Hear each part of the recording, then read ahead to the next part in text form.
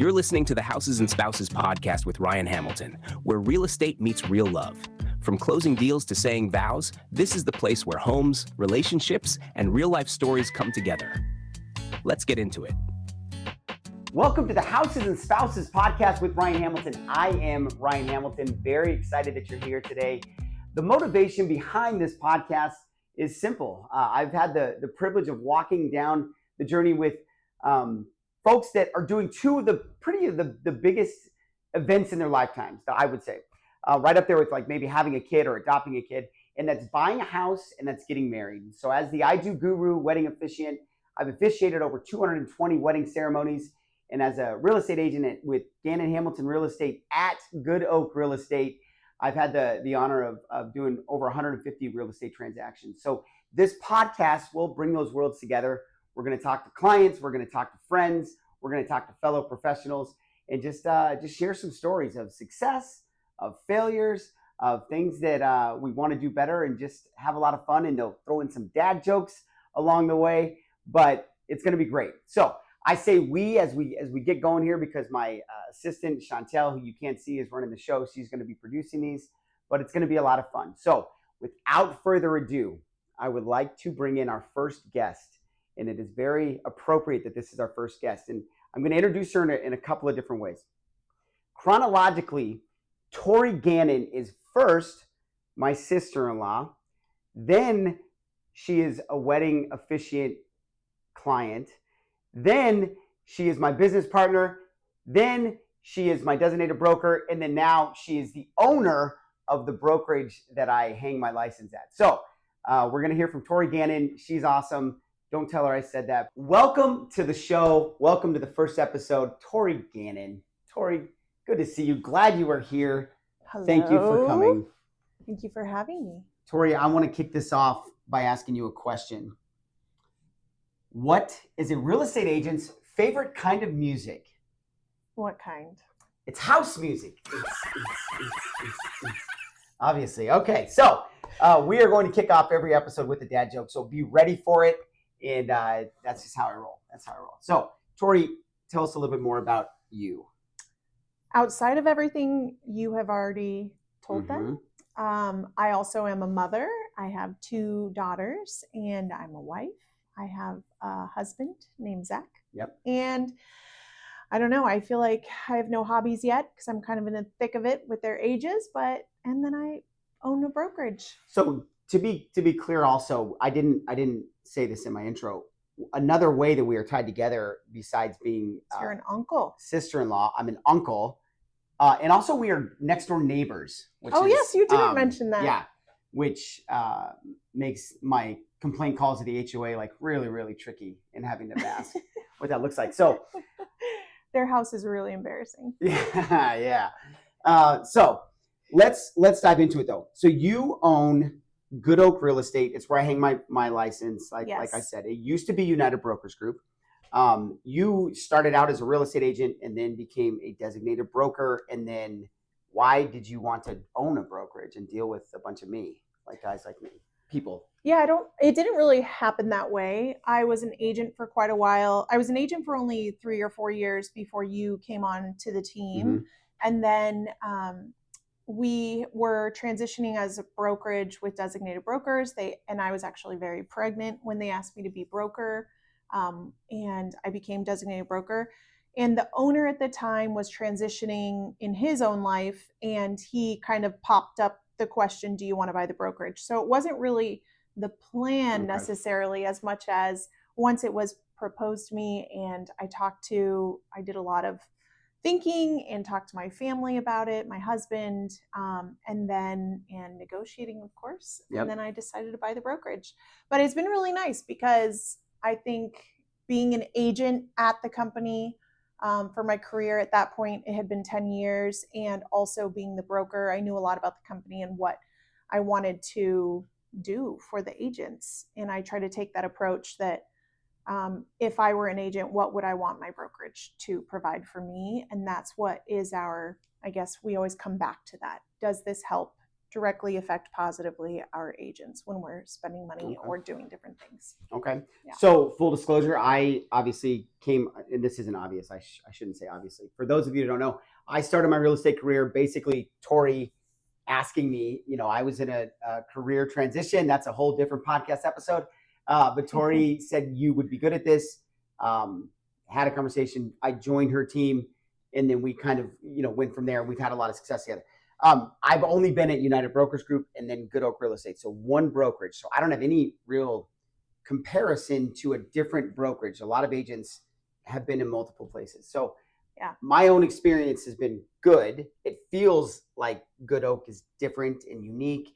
And I only say that based on my conversations with other agents and experiences with other people. But I hear that a lot from other agents as well. And so we're growing tons of new agents. What's the deal there? What is unique about Good Oak Real Estate for, people out there that are wondering, for agents, but also for clients that work with our agents and work with us? Well, I feel like I get asked a lot. It's confusing. People know you're a real estate agent and they don't understand why you have to be with a brokerage. Mm-hmm. And I think people, just not to bore people, I guess to me, the cliff notes of that is they require you to hang your license with a broker if you're not going to be your own broker owner. So agents will try to find brokerages that offer a lot of tools for them that they feel like will benefit their clients, or some agents don't care about that and they just want to not pay anyone any fees. There's all the whole spectrum of what that looks like. And tools would be like, we're going to promise you lead generation, or like a client relationship management software, or an office or something like that. But most clients ultimately have no idea who your brokerage is. Sure. I think it's just what supports an agent. So I feel like I also have never been anywhere else, but I'm very knowledgeable about the industry and been a lot of places, seen a lot of things. And I feel like they've always had a really strong collaborative family-like culture. And collaborative is a little overly used, but it truly is. Like, I remember being my first 5 years, my family would always say, like, you guys really are drinking the Kool-Aid, and when will this end? And it just never ended. And it was always really important to us to keep family and good values, making sure we're doing everything the right way by the book. And I think that keeps it a really fun culture. And that's important to me when I hire now as an owner. And anyone who sort of had a bad attitude has found their way out of the brokerage. Yep. But we are very clear, if you're not into doing it the right way, and we don't have drama, all of that stuff. If any of that is in your world, you're not for us. So that's helped us keep our culture really strong. So a quick, important follow-up question. You have how many agents? I think we said roughly 150. Yep, we're approaching 150. So out of those 150, who is your favorite agent and why is it me? Nah, just kidding.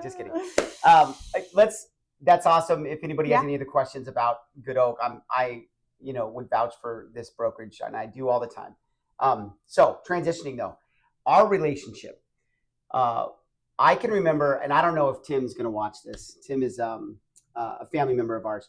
And when I made the announcement to our family that I was going to join Torey in real estate, everyone was really supportive. And Tim was like, "You're crazy. Family never works. It's never going to da-da-da-da." So we get that a lot where, especially with the dynamic of like a sister-in-law, I'm married to your beautiful sister, Lindsay. So that's like it's not even like we're like blood brother and sister. It's like an in-law thing, which is, the different dynamics. So I've got my own kind of backstory on why I think it's worked. But what do you think, when working with family and, how is this? Because we're coming on, I've been an agent for 10 years in January. And so it's been a decade where we've been doing this. So what are your thoughts on how it's worked or hasn't worked, or are you trying to fire me at some point, or what's gonna? That's what this is actually. This is Chantel and I set that up. Yeah. Very public fire, but. Well, first of all, when you were transitioning jobs, a lot of people wanted Ryan. A lot of people were proposing he should do different things. Ryan, even though I also don't like to talk positively about him in public, he has a very magnetic personality, and in real estate, that's super important. Plus, coming from a job teachers make really good real estate agents, state workers, people that are generally undervalued, underpaid, and work their butt off are really good real estate agents, because that is a lot of our industry. Some agents are super successful, but it's a grind and it's really hard. So knowing you already personally and how hard you worked and what you were willing to do, go above and beyond. Plus, you were doing things in like you have to multitask and really be able to do. So I saw all of those things in you. Plus, we didn't generally fight even in the family, and our family treats confrontation right up front. We're very confrontational in order to get it out of the way, I think, in a lot of ways. And you're able to handle that. So I think I wasn't really worried about us not getting along. I don't know if I got that question too. There were other close family members that were very worried about this, but that was never really a concern. Yeah. So, and it really has worked out. Things that are your strengths are not mine, and vice versa. And I think that's worked out well. We're both very direct people, but it works.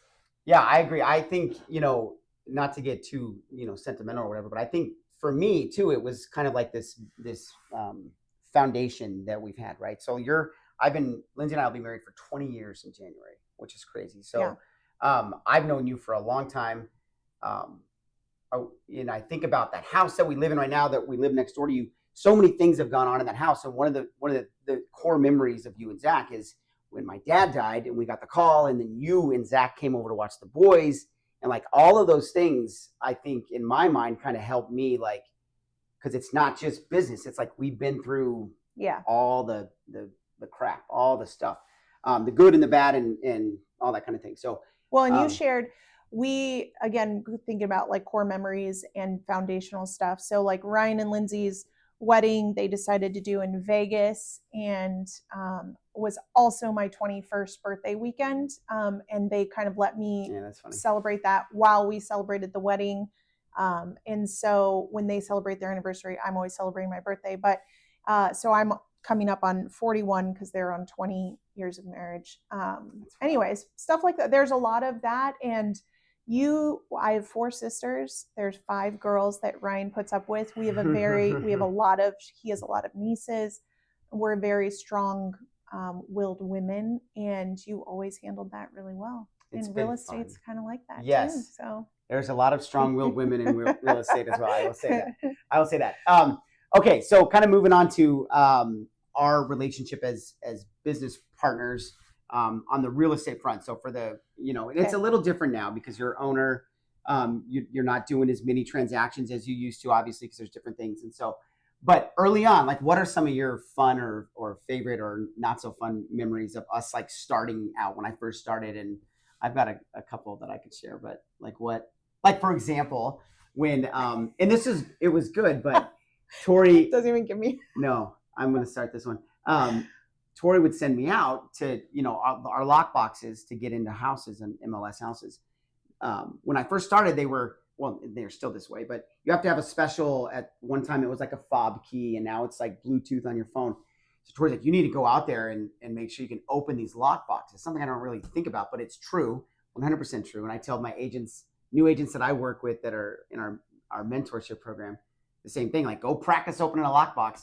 But I remember Torey like taking a little video of it, of me like fumbling around like an idiot, can't open like a lockbox to get a client into a house, and then posting that video on our family, whatever, Snapchat or wait, but you couldn't get the lockbox, but you couldn't also open the door. Yeah. That was part of it too. Like, you got the key out, but then you couldn't even open the door. It was like a really hard lock. It was like a new kind of like European style lock. We don't have those locks. It was the lock. It wasn't. Yeah. No, it wasn't. It was a European lock with like a. It like was an American a traditional key. It was lock. Stupid.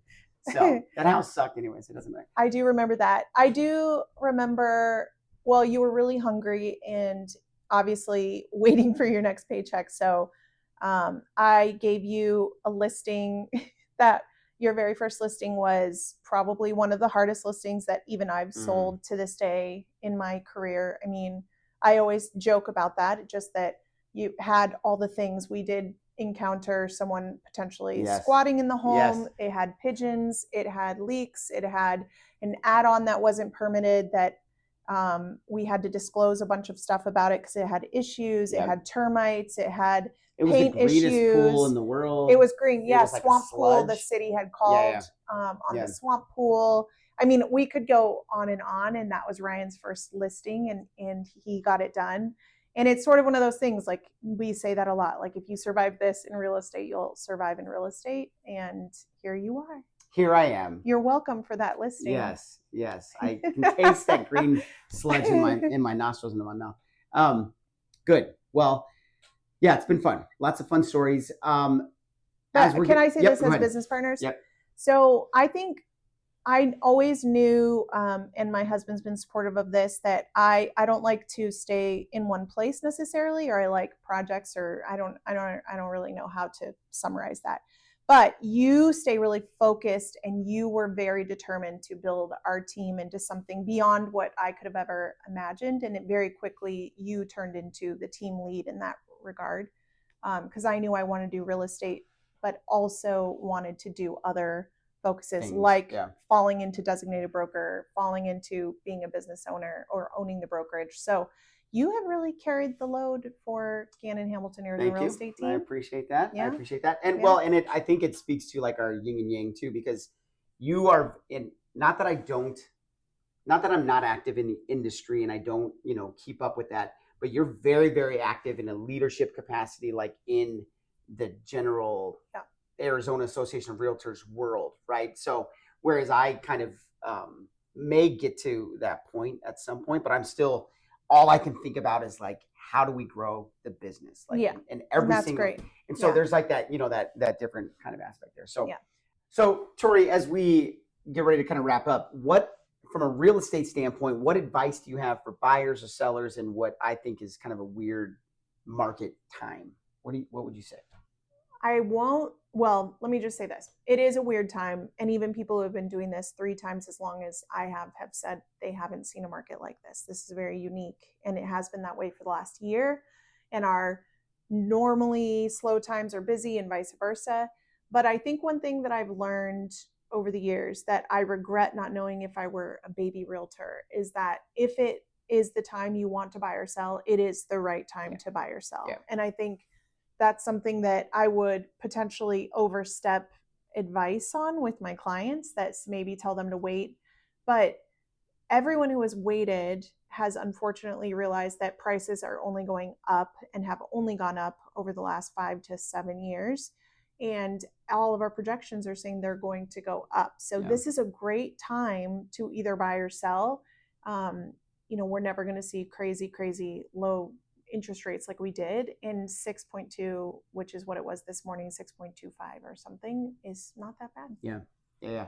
That's I always tell people too that the best time to buy a house is whenever you're ready to buy a house. Like, don't wait, don't try it. I've got clients that have tried to time the market for years, and you can't do it. No, you cannot time it. So okay, don't pay money at someone else's mortgage. Yes, agreed. Don't pay someone else's mortgage. Just call me, I'll walk you through it. So, okay, real quick. So now on the spouses part of the Houses and Spouses podcast, I did your wedding. So funny story about this too. Torey actually came up with the name The I Do Guru, and sitting around our kitchen table in our kitchen, and it has blown up. Like it, I did Torey and Zach's wedding before I was The I Do Guru. So theirs was a really unique, fun, intimate wedding. But since then, since I started The I Do Guru back when I started in real estate, it's been over 200 ceremonies plus, blah, blah, blah. So going back all the way back to your wedding with Zach, coming up on 14 years. Yeah. Do you have any memories about that wedding ceremony, or, anything unique that, comes to mind from way back then? I think that what is cool about it, and every time I've seen you do a wedding, because you've done quite a few people I know, I remember just you are really good about offering different suggestions on what scripts look like, and us working in a script that we were really comfortable with, and then you take whatever we want for our vibe, and then you plug in your own personal stories and elements to it, which I think is super unique and important. And I think, I don't know why, thinking back to our stuff, and how important that was to us, it reminds me of how poorly your own personal wedding ceremony went. Yes. And that's why, I think you having that experience of having someone do a ceremony that it was not, it was very opposite of what you and Lindsay wanted. And specifically asked for, but thanks for bringing it up. I think that it is pretty cool that now you can make sure people don't have that same experience. Because even I being at your wedding, I remember realizing as he was talking how not on par with you two it was, and it was very awkward and uncomfortable. And that's our memories of that. It was still beautiful and wonderful, beautiful location and good company, and we were lots of booze after as we were trying to in Vegas. Yeah. But anyways, you did an excellent job. Thank and you. I don't know, I chose I non-traditional generally in most things I like to do. And so we only had 25 seats at my ceremony in a circular room. Like we all sat in a square and staring at each other. And I did the ceremony in front of everyone like that. And then we had a big party later that afternoon. Yeah. So it had to be intimate, and it had to be very specific and unique and detailed because of that. And you did a great job. Yeah. And I think from what I remember too, you and Zach kind of personally addressed every single person that was in the room. And why they had a seat there. Why they got a seat at the Last Supper. Yes. So it was good. That was good. It was a lot of fun. I remember the reception. It was good. Lots of dancing. I have been at a lot of your weddings, whether I knew the people or not, and you have a lot of good stories to tell. So hopefully you should tell like goofy stories every podcast. Yes, because I will. My favorite is the one roasting you, of course, because maybe it's not my story to tell, but when you didn't tell everyone to take a seat and nobody seated after the wedding started and everyone just stood. Yeah, and full disclosure, that was before I was the I Do Guru, so I was not a guru, and that was Matt Grady. That was in Minnesota. Shout out Matt if you're watching this podcast. Everyone just was like looking around and standing because and then Matt's mom was like, Ryan, should we sit down? I'm like, yeah, please be seated for like 5 minutes because the ceremony is pretty much over. That's Minnesota, right? That was Minnesota. They were just like nice Midwesterners. Super nice. Yeah. Nobody would do what they weren't told. No one even mentioned it after the wedding. It's like it didn't happen, but it did happen. It did. Happen. Yeah, it did. It was very cold, but well, thank you, Torey. Thanks for being on the first podcast. This is kind of groundbreaking, and when I'm winning the Peabody Award, I don't know what the podcast awards are. Yeah. When I'm winning my podcast award, or when I'm like up there with Joe Rogan or whoever's podcasts are really popular. You'll be the first one. Like if people scroll back all the way, for whatever. So to end the podcast, so every episode, we are going to ask our guests to do their own dad joke. So Torey, I hope you are prepared for this.